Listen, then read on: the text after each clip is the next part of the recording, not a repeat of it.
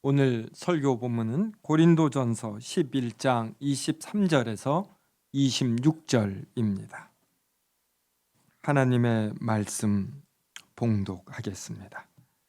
내가 너희에게 전한 것은 주께 받은 것이니 곧 주 예수께서 잡히시던 밤에 떡을 가지사 축사하시고 떼어 이르시되 이것은 너희를 위하는 내 몸이니 이것을 행하여 나를 기념하라 하시고 식후에 또한 그와 같이 잔을 가지시고 이르시되 이 잔은 내 피로 세운 새 언약이니 이것을 행하여 마실 때마다 나를 기념하라 하셨으니 너희가 이 떡을 먹으며 이 잔을 마실 때마다 주의 죽으심을 그가 오실 때까지 전하는 것이니라. 아멘. 오늘은 설교 후 성찬이 있습니다. 그래서 오늘 설교 시간에 성찬에 대해 살펴보므로 우리가 성찬식에서 더 큰 은혜를 받고자 합니다. 오늘 본문 24절 보십시오. 주님께서 잡히시던 밤에 제자들에게 떡을 주시며 24절로 말씀하셨습니다. 이것은 너희를 위하는 내 몸이니 이것을 행하여 나를 기념하라. 그리고 식후에는 잔을 주시며 25절로 말씀하십니다. 이 잔은 내 피로 세운 새 언약이니 이것을 행하여 마실 때마다 나를 기념하라. 그래서 떡과 포도주는 죄인된 우리를 대신하여 십자가에 죽으신 예수 그리스도의 몸과 피를 상징하고 나타냅니다. 우리가 떡을 먹고 잔을 마실 때마다 주께서 우리를 위해 죽으시고 이제 죽으신 것으로 끝나면 안 되죠. 부활하신 것까지 우리는 확인하고, 그래서 주님의 그 죽으심과 부활이 그대로 우리에게 적용이 됨을 이렇게 더욱 확인하며 큰 유익을 누리게 됩니다. 성도 여러분, 누구를 대신하여 죽는 일이 쉽습니까? 누구를 위해 희생해 본 적이 있는지요? 아마 희생은 할 수 있어도 죽는 것까지 이것은 참으로 쉽지가 않습니다. 우리 로마서 5장 7절과 8절을 한 절씩 읽겠습니다. 의인을 위하여 죽는 자가 쉽지 않고 선인을 위하여 용감히 죽는 자가 혹 있거니와.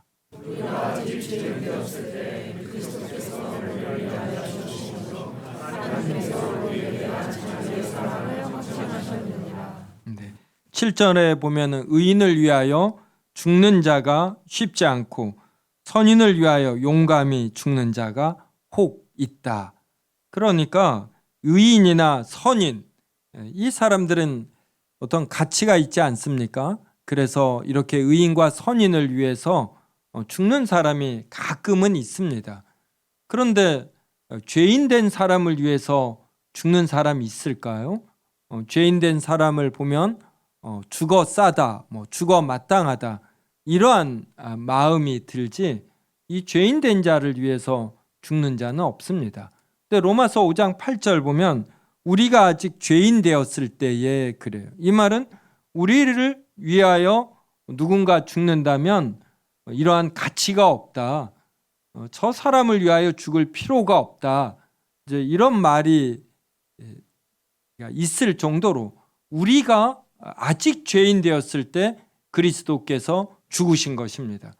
그러면 왜 그리스도는 우리가 의인이나 선인이 아님에도 우리가 죄인인데도 죽으실까요? 여기에는 아무 이유가 없는 것입니다. 그리스도께서 왜 우리를 위해 죽으셨는가? 이제 그 이유를 생각할 때 우리는 사랑의 진정한 내용과 가치를 알게 되는 것이에요. 사랑은 허다한 죄를 덮습니다. 그래서 예수님은 우리를 보실 때 우리가 죄인임에도 불구하고 우리를 사랑하시기 때문에 우리의 죄가 보이지 않습니다. 그래서 우리를 위하여 죽으십니다. 그래서 로마서 5장 8절이 우리가 아직 죄인 되었을 때 그리스도께서 우리를 위하여 죽으셨다, 이렇게 하심으로 하나님께서 우리에 대한 자기의 사랑을 확증하셨다, 이렇게 말을 해요. 하나님께서 우리를 얼마나 사랑하셨는가, 이것은 우리가 죄인 되었을 때 죽으신 것으로 나타나는 것입니다. 네. 성도 여러분, 최근에 아시안게임 4강전 전에 우리나라 국가대표 축구 선수들의 주축이 되는 대표적 선수들 간에 큰 갈등이 있는 것이 이렇게 드러났습니다. 그래서 아주 새로운 에이스로 부각된 선수가 국민 밉상이 됐어요. 네, 저도 이 선수를 참 좋아하고 어렸을 때 슛돌인가요? 이런 프로그램을 봤는데 너무 잘하고 아이 때의 그 인상이 너무 귀엽고 사랑스러워서 커서도 이게 연장이 됩니다. 그랬는데 이러한 소식을 들으니까 어떻게 사람의 마음이 그렇게 쉽게 바뀌는지 저도 이렇게 밉게 보이는 거예요. 근데 이제 저는 목사이지 않습니까? 그래서 이런 선입관 편견을 없애는 훈련을 제가 평상시에도 많이 합니다. 그래서 영화를 볼 때도 악인으로 나오잖아요. 그 악인을 밉게 보이려고, 악하게 보이려고 분장들을 합니다. 근데 이 분장을 제하고 보면은 악한 구석이 별로 없어요. 그래서 저는 이런 영웅, 선인의 역할을 하는 것은 쉽지만 악인의 역할을 하는 것이 얼마나 힘든가 이걸 점점 더 알겠어요. 그리고 악인이 악한 역할을 할수록 주인공이 사는 것입니다. 그래서 이강인 선수에게서도 이 밉상되는 면을 많이 이렇게 지우려고 노력을 제가 해봤습니다. 그런데 저처럼 노력하지 않아도 이 새로운 에이스에 대해서 이렇게 사랑을 느끼는 분들이 있어요. 그분들이 누구냐면 바로 부모이고 가족인 것입니다. 부모와 가족은 사랑이 있기 때문에 그의 부족함도 전부 다 감추고 그가 아직 어리고 또 서구 문화권에서 많은 시간을 보냈고 그래서 이런 과정을 통해서 나아질 것이다. 이제 이렇게 바라보는 것이죠. 이 사랑이 얼마나 중요한가 이런 사건을 보면서도 아는 것입니다. 저는 아주 강하게 뇌리에 이렇게 박힌 장면이 하나 있는데 그것은 유명한 탈옥수인 신창원 씨가 탈옥해서 도망 다닐 때입니다. 그러니까 온 국민이 이 일에 집중되어 있었죠. 그러니 언론이 그의 가족을 고향으로 방문해서 인터뷰를 했습니다. 그래서 그의 누님이 나왔는데 그의 누님에게는 신창원 씨가 사랑스러운 동생이더라고요. 이 표현하고 하는 것이 이걸 보고 제가 정말 큰 어떤 이렇게 충격이라고 되나요? 이런 걸 받았어요. 아, 신창원도 가족이 있고 이 가족에게는 아주 하나의 동생에 지나지 않구나. 그러니까 사랑은 정말 허다한 죄를 덮는 것입니다. 그러니까 하나님께서 우리를 위해 자신의 영원한 독생자를 보내신 이유가 바로 이 사랑에 있는 것이에요. 우리가 죄인 되었을 때 자신의 영원한 독생자를 보내셔 피조물이 되고 우리 죄를 대신 짊어지고 죽게 하신 것입니다. 이렇게 함으로 로마서 5장 8절 후반절에 있는 것처럼 하나님께서 우리에 대한 자기의 사랑을 확증하신 것이에요. 그래서 사랑이 풍성하면 옳고 그름을 따지기 전에 그의 허물과 죄를 작게 보는구나. 이것을 이제 더욱 알게 되지요. 그런데 이 사랑이 부족해서 옳고 그름을 따져 나의 어떤 옳음 이러한 것을 드러내려고 하는 이제 우리가 문제가 되는 것이죠. 그러니까 우리는 성찬에 임할 때에 옳고 그름 그 이전에 사랑이 있는 것이구나. 이제 이런 생각을 하면서 오늘 성찬에 임해야 하는 것입니다.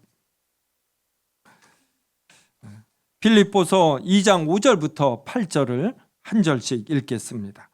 너희 안에 이 마음을 품으라. 곧 그리스도 예수의 마음이니 너의 근본 하나님의 본체시라. 하나님과 동등됨을 취할 것으로 여기지 아니하시고 오히려 자기를 비워 종의 형체를 가지사 사람들과 같이 되셨고 사람의 모양으로 나타나사 자기를 죽이시고 죽기까지 복종하셨으니 십자가에 죽으심이라.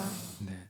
그러니까 우리 신자들이 품어야 할 마음이 여러 가지가 있지만 오늘은 특별히 또 성찬이 있는 주일이므로 2장 5절에 있는 그리스도 예수의 마음, 이것을 품어야 합니다. 6절에 보면 그는 근본 하나님의 본체시나 하나님과 동등됨을 취할 것으로 여기지 아니하였다 그래요. 네. 제가 어떤 질문을 받습니다. 예수 그리스도의 할아버지는 누구시냐고. 네. 여러분 어떻게 대답하시겠어요? 네. 예수 그리스도의 아버지는 누구십니까? 네. 하나님 아버지시죠. 그럼 할아버지는 누굴까요? 네. 이런 질문이 들 거예요.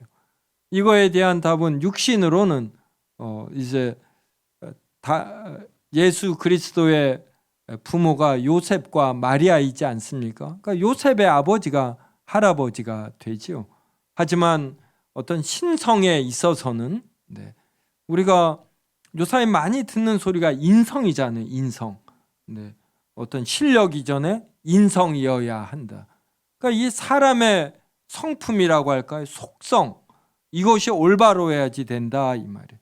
그런데 예수 그리스도는 이러한 사람의 성질, 인성 이전에 신성이셔요. 바로 신이신 것입니다. 우리나라 말로는 하나님이신 것이에요. 이 신성이라는 측면에서는 성부 하나님과 예수 그리스도가 똑같아요. 그래서 2장 6절에 그는 근본 하나님의 본체다 이 말이 본질과 능력에 있어서 차이 나는 것이 하나도 없다. 하나님 자체이시다 이런 말이에요. 그러므로 예수 그리스도에게 신성에 있어서는 할아버지가 없는 것입니다. 또 성부 하나님이 성자 하나님을 이제 영원히 낳으셨는데 이 낳으셨다라는 것도 시간이 아니에요. 영원 속에서 낳으신 것입니다. 그래서 성자 하나님은 예수 그리스도는 존재하시지 않으신 때도 없는 것이에요. 이렇게 영원하시고 무한하시고 불변하시고 전능하시고 지혜로우시고 거룩하신 하나님께서 사람이 되셨어요.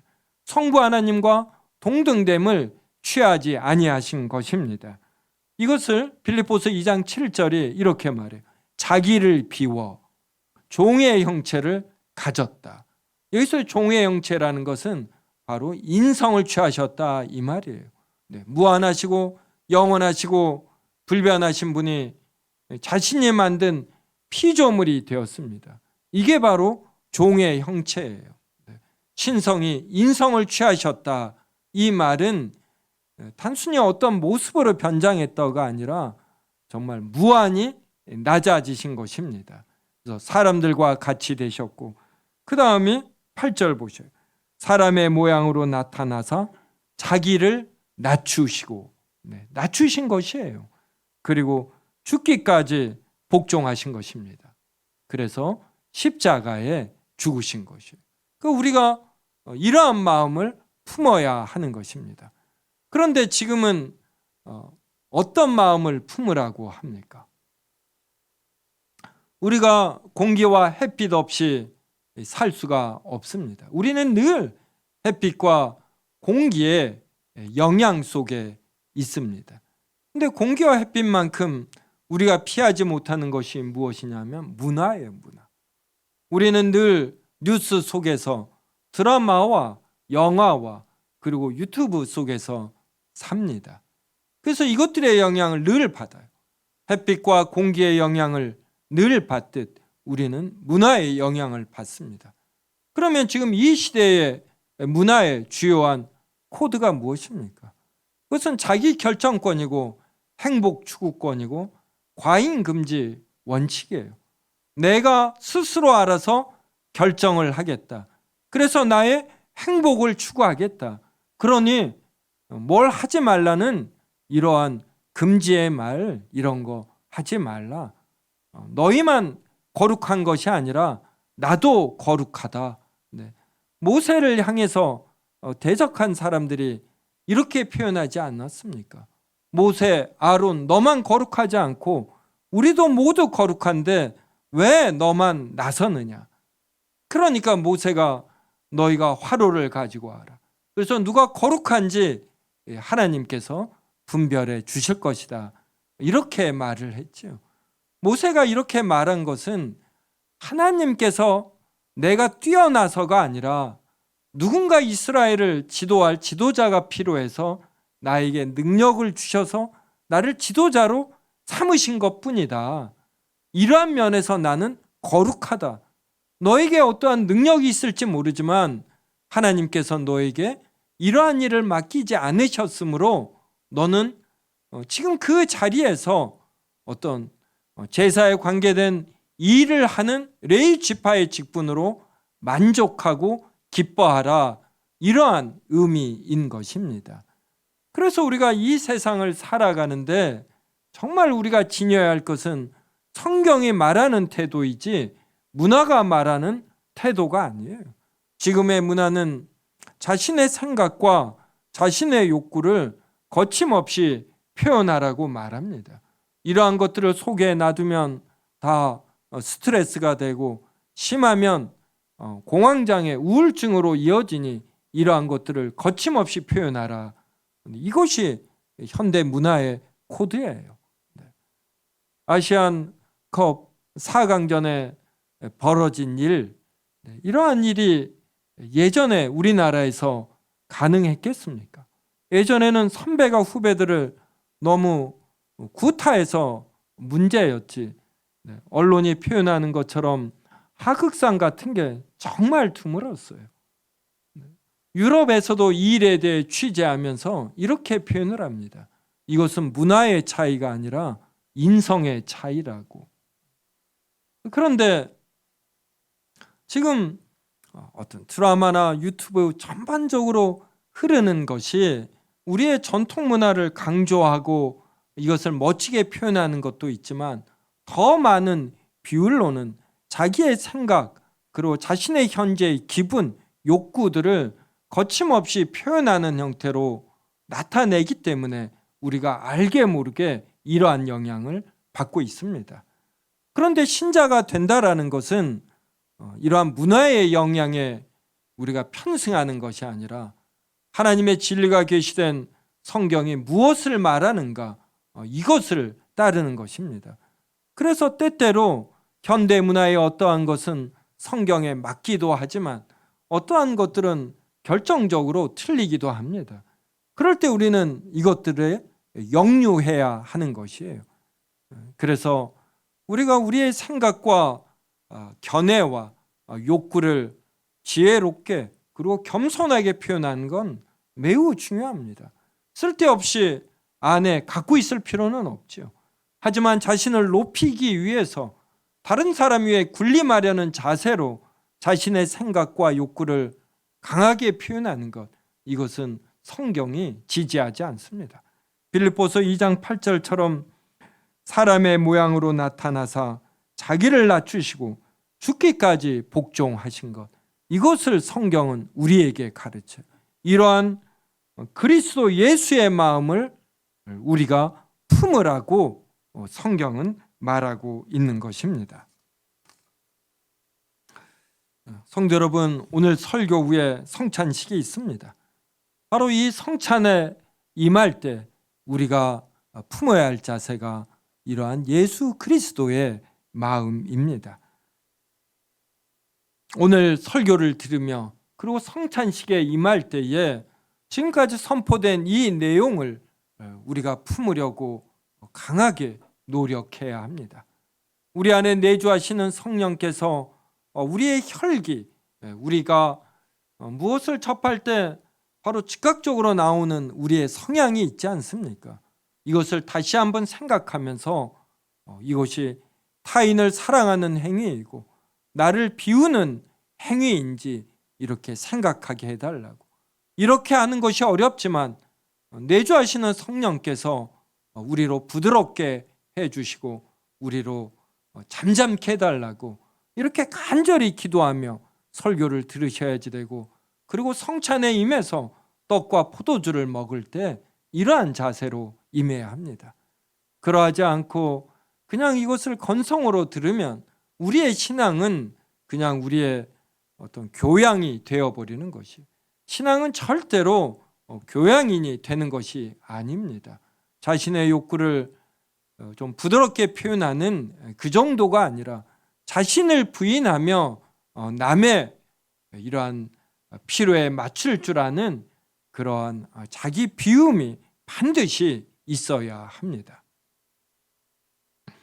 마태복음 20장 20절에서 28절 한 절씩 읽겠습니다. 그때 세베대의 아들의 어머니가 그 아들들을 데리고 예수께 와서 절하며 무엇을 구하니? 무엇을 원하느냐? 이들이 나의 개인과 아들을 주의 나라에서 하나는 주의 우편, 하나는 주의 좌편에 앉게 하소서. 예수께서 대답하여 이르시되 너희는 너희가 구하는 것을 알지 못하는도다. 내가 마시려는 잔을 너희가 마실 수 있느냐? 그들이 말하되 할 수 있나이다. 이르시되 너희가 과연 내 잔을 마시느니와 저 편에 앉는 것은 내가 주신 것이 아니라 내 아버지께서 누구를 위하여 예비하셨든지 그들이 얻을 것이니라. 열 제자가 듣고 그 두 형제에 대하여 분이 여기거늘 제자들을 불러다가 이르시되 이 밤에 주권자들이 그들의 임의로 주관하고 그 오간들이 그들에게 권세를 들리는 줄을 너희가 알거니와. 너희 중에는 그렇지 않아야 하나니 너희 중에 누구든지 크고자 하는 자는 너희를 섬기는 자가 되고 너희 중에 누구든지 일등이 되고자 하는 자는 너희의 종이 되어야 하리라. 같이 있습니다. 인자가 온 것은 섬김을 받으려 함이 아니라 도리어 섬기려 하고 자기 목숨을 많은 사람의 대속물로 주려 함이니라. 아멘. 자, 예수님께서 12 제자들에게 하신 말씀입니다. 그런데 이 말씀을 언제 하신 줄 아셔요? 우리가 마태복음 20장 20절부터 읽었는데 이 17절서부터 이 말씀의 배경이 나옵니다. 예수님께서 이제 우리가 예루살렘에 올라간다? 그러면 대제사장과 서기관들에게 잡힌다. 그래서 고난을 받고 십자가에 못 박혀 죽게 된다. 이 말씀을 하셨어요. 그리고 나서 지금 우리가 교독한 이 말씀을 예수님께서 제자들에게 하셨습니다. 근데 이 말씀을 듣고 세베대의 아들 야고보와 요한의 어머니가 예수님께 와서 자신의 아들을 하나는 주의 우편에 하나는 주의 좌편에 앉게 해달라고 했습니다.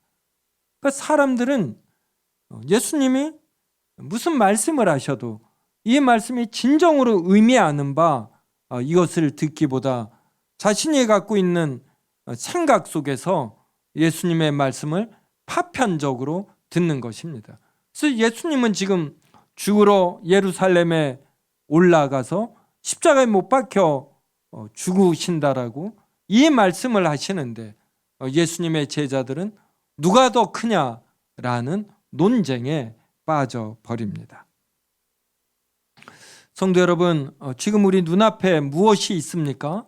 네. 이게 강대상이고 이게 성찬대입니다.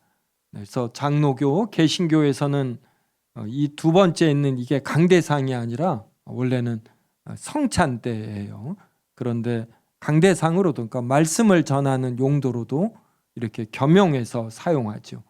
이 앞에 지금 이쪽이 떡이고 이쪽 왼쪽이 포도주입니다. 예수 그리스도의 몸을 상징하고 예수 그리스도의 피를 상징해요. 그러니까 지금 예수님께서 12 제자들에게 말씀하실 때의 상황과 같습니다.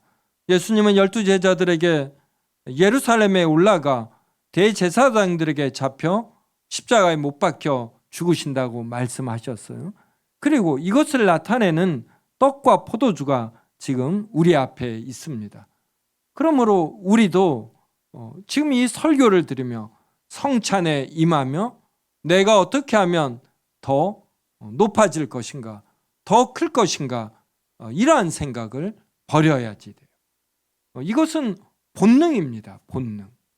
우리는 자고 나면은 오늘 큰 은혜를 받아도 자고 나면은 배가 고프듯 우리의 심령은 리셋이 돼요. 그래서 다시금 높아집니다. 불이 어떻습니까? 네, 불의 성질은 항상 위로 향합니다. 그리고 모든 걸 태우려고 해요. 물은 아래로 향합니다. 그리고 자신을 담는 그릇에 자기를 맞춥니다. 우리의 성향이 항상 불처럼 높아지고 나에게 맞지 않는 걸 태워버리려고 합니다. 이게 우리의 본능이에요. 그래서 이 본능을 우리가 얼마만큼 잘 다루는가, 그만큼 우리는 만족할 수 있고 평안을 누릴 수가 있습니다. 말씀을 전하는 저도 긴장을 풀면 어느덧 저를 높게 하고 싶은 마음에 안달이 나 있는 걸 봐요. 무언가 마음이 불안하고 불편하고, 그래서 왜 그런가 따져보면 제가 높아지지 않은 것, 이것을 인해서 마음이 불편하고, 이게 몇 번 쌓이면 상당히 어떤 불안해하고 불만족스러워하는 것, 이러한 것을 살피게 되는 것입니다.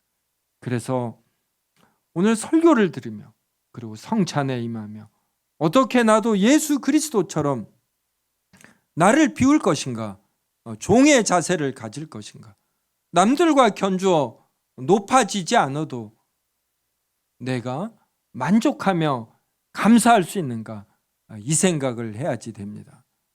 신자가 된다라는 것은 하나님이 주시는 능력으로 우리의 소질을 크게 개발하여 우리가 드러남이라는 이러한 차원이 분명히 있어요. 분명.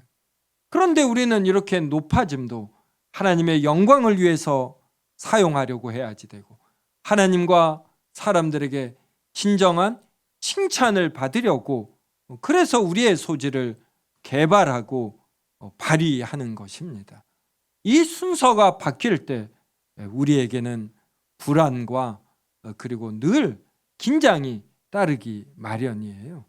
그래서 이 세상 문화가 말하는 것처럼 자기를 주장하고 드러내는 것, 이것이 단기간에는 자신에게 좋을지 모릅니다. 하지만 자신이 주장하고 드러낼 때 다른 사람들은 손발을 묶어놓지 않습니다. 그들에게도 입이 있고 그들에게도 과시라는 욕구가 있어요. 그러면서 우리 사회는 점점 더 경쟁이 치열해지고 조그마한 어떤 조언과 권면, 이러한 것도 자신의 자유를 제한하는 것이라고 이렇게 저렇게 표현하는 것입니다. 그래서 우리 사회는 개인 소득의 3만불 이 전후에 이르지만 어떤 자살률이 가장 높은 이러한 사회가 됐어요. 그래서 우리 대한민국은 절대로 건강하고 행복하고 그런 사회만이 아닙니다. 어딘가에 굉장히 강하게 골마 있는 것이에요. 왜 그렇게 자살들을 합니까? 이것은 무언가 우리 사회가 극심한 경쟁 속에 있는 것이고, 무엇이 진정한 행복이고 기쁨인가, 이것에 대해서 논의하지 않는다라는 것이. 정말 우리 사회가 깨어 있다라면 여와 야가 이런저런 대화하기보다 왜 자살률이 높은가, 이걸 논의하면서 이걸 어떻게 해결할 것인가 해야지 됩니다. 왜 우리는 이렇게 의대 가려는 사람이 많습니까? 여러분, 의대 합격한 사람들 너무 축하하지 마셔요. 또 의사들 너무 존중하지 마십시오. 저는 개인적으로 그럽니다. 제가 병원을 가든 어딜 가든 저는 의사들 앞에서 오히려 더 품위를 지키려고 해요. 그 대신에 우리가 사회에서 덜 인정받는 분들 앞에서 올바른 자세를 취해야지 돼요. 우리 세움 어린이집 있었을 때 교사 한 분 회식하는 자리에 가서 종업원들이 함부로 대하는 거예요. 제가 다른 일은 뭐라 하지 않았지만 이 일에 대해서는 크게 꾸짖었습니다. 기독교인이라면 사람들을 대하는 거에 진정성이 있어야지 되고, 우리가 어떻게 말을 하고 어떻게 행동하는 것이 사회 전체, 우리나라 국가 전체의 행복과 진정한 만족을 높이는가, 이 생각을 해야지 되는 것이에요. 이러한 생각 없이 하나님의 능력으로 복을 받아 내가 재물과 건강에 있어서 풍요함을 누린다, 이러한 이기적인 신앙은 굉장히 아쉬운 것입니다.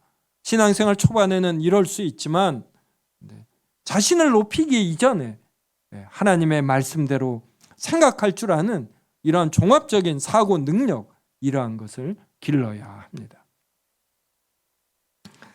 예수님이 세베대의 아들 야고보와 요한에게 이렇게 말씀하셨어요. 너희가 구하는 것을 알지 못하는도다.